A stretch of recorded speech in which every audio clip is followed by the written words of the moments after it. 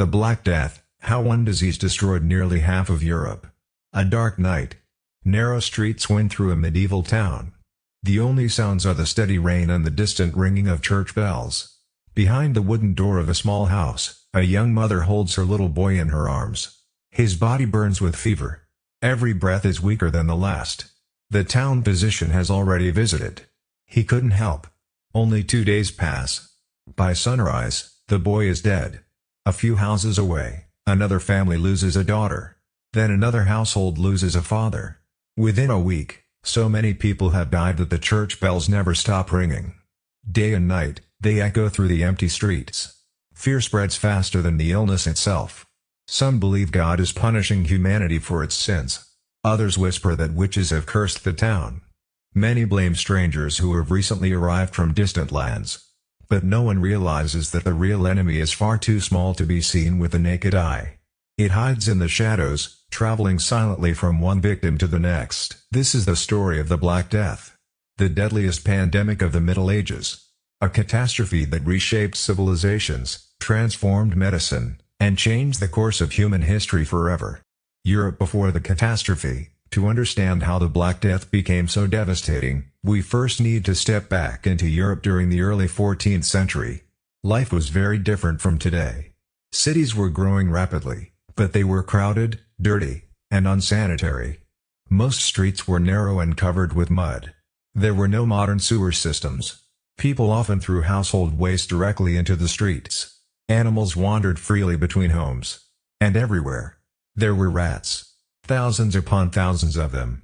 To medieval people, rats were simply a normal part of everyday life. No one imagined they could be connected to a deadly disease. Trade was also expanding faster than ever before.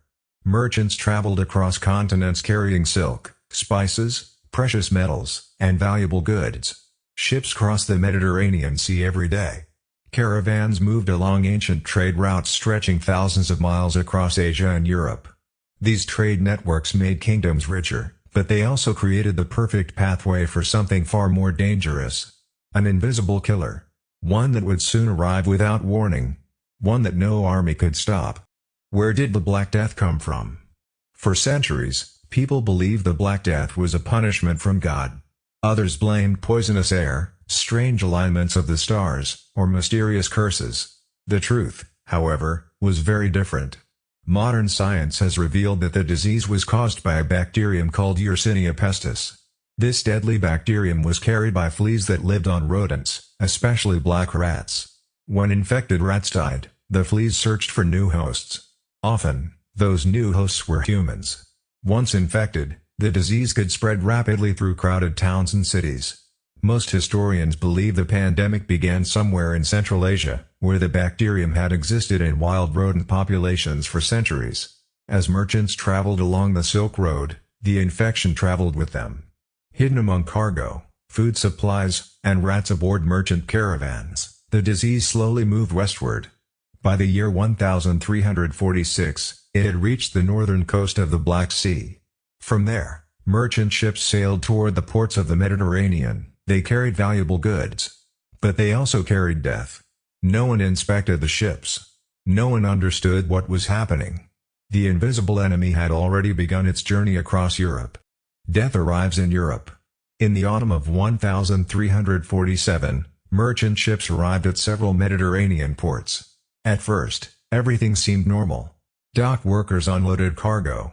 Merchants prepared to sell their goods. Families welcomed loved ones returning from distant lands. But something was terribly wrong. Many sailors were already sick. Some were too weak to stand.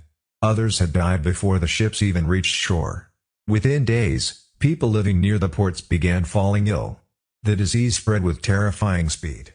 Doctors had never seen anything like it. They tried every treatment they knew. Herbal mixtures. Bloodletting. Prayers. Nothing worked. One by one, entire families became infected. Within weeks, the plague had spread beyond the ports. Merchants unknowingly carried it to nearby towns. Travelers spread it along busy roads. Every new destination became another center of infection. By the end of the following years, the Black Death had swept across almost all of Europe. Some cities lost nearly half of their population, others suffered even greater losses. Entire villages disappeared from the map. Fields were abandoned. Markets stood empty. Churches could no longer keep up with the growing number of funerals. For many people, it truly felt as though the end of the world had arrived. The terror of the Black Death. The disease often struck without warning. A person who appeared perfectly healthy in the morning could be fighting for their life by nightfall. It usually began with a sudden high fever. Then came chills, severe headaches, overwhelming exhaustion, and intense pain throughout the body. Within a short time, large, swollen lumps appeared under the arms, in the neck, or in the groin. These painful swellings were called buboes, giving the disease its name, bubonic plague. Many victims became too weak to walk. Some drifted in and out of consciousness. Without effective treatment, many died within just a few days. But the bubonic form was not the only danger. An even deadlier version of the disease attacked the lungs. Known as pneumonic plague, it could spread directly from person to person through tiny droplets released while coughing. In crowded medieval cities, this made the disease almost impossible to contain. Entire households became infected. Neighbors avoided one another, friends stopped visiting. Even family members feared getting too close to those they loved. For many people, catching the plague felt like receiving a death sentence. Fear, panic, and desperation. As the number of deaths continued to rise, fear spread across Europe even faster than the disease itself. People desperately searched for answers. Some believed the plague was God's punishment for humanity's sins. Others blamed outsiders, travelers, or minority communities, leading to fear, persecution, and violence in some places. Rumors spread from town to town. Superstition replaced reason. Many wealthy families fled to the countryside, hoping to escape the disease. Others locked themselves inside their homes for weeks, refusing to let anyone enter. Doctors continued treating patients despite knowing very little about the illness. Many became infected themselves. Priests spent their days comforting the dying and conducting funeral services, often risking their own lives. The streets grew quieter. Markets closed. Schools stopped operating. Businesses collapsed.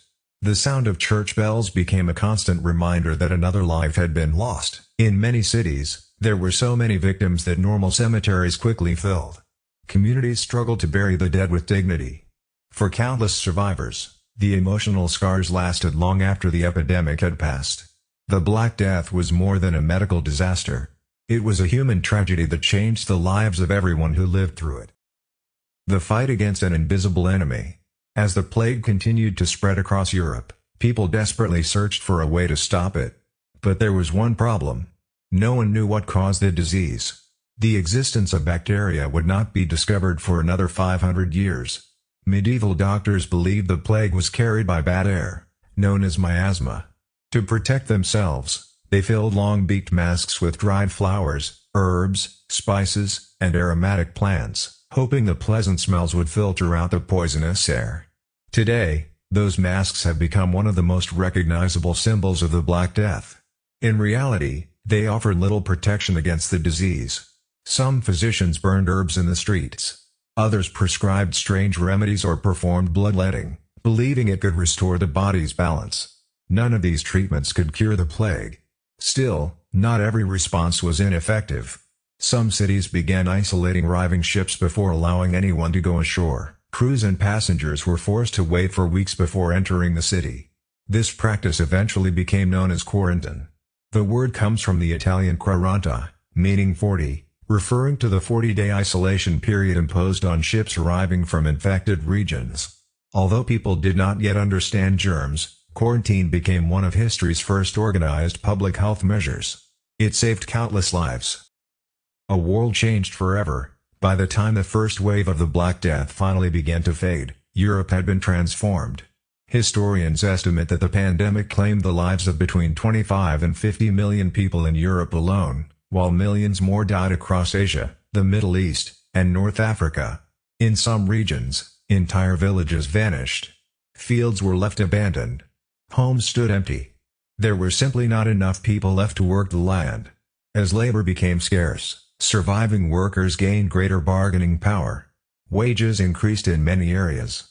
The traditional feudal system began to weaken. The pandemic also changed the way societies thought about medicine, sanitation, and disease. Governments slowly introduced new public health measures. Cities improved hygiene whenever possible. Over time, physicians began relying more on observation and evidence than on superstition. The Black Death did not just reshape populations. It reshaped civilization itself. Ending. Nearly 700 years have passed since the Black Death swept across continents. Yet its legacy remains. It reminds us how vulnerable humanity can be when facing an unknown disease. It also reminds us of something equally important. Even in humanity's darkest moments, knowledge, determination, and cooperation can lead to progress. The Black Death changed the course of history forever. Its victims are gone. But the lessons they left behind continue to protect us today. If you enjoyed this documentary, don't forget to like the video, subscribe to the channel, and turn on notifications so you won't miss our next journey into history's greatest mysteries. Thank you for watching, and we'll see you in the next video.